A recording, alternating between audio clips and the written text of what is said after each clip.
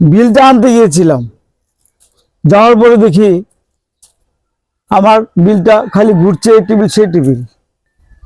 আমাকে একজন অফার করলো, ভাই মাল পানি ছাড়েন, পার্সেন্টেজ দেন, আপনার বিল পাস হয়ে যাবে। কেমন মেজাজটা লাগে বলেন তো দেখি। রক্তের কামায় পয়সা অর্জন করার জন্য গিয়েছিলাম, আমার কাছে পার্সেন্টেজ চাই। সেই ব্যবসা কি আর করা যায় বলেন? পার্সেন্টেজ দেওয়া আর নেওয়া আর এই উপার্জন দিয়ে সংসার চালানো সমান অপরাধ। আল্লাহ পাকের কাছে কি দায় দিতে হবে না? জবাব দিতে হবে না?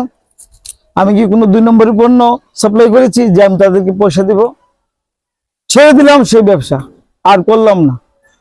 দেখি চিত্তে চিত্তে কোনো বুদ্ধি বের হয় কিনা। যদি নতুন কোনো বুদ্ধি পাই তাহলে আবার সেই কাজে ঝাঁপিয়ে পড়বো।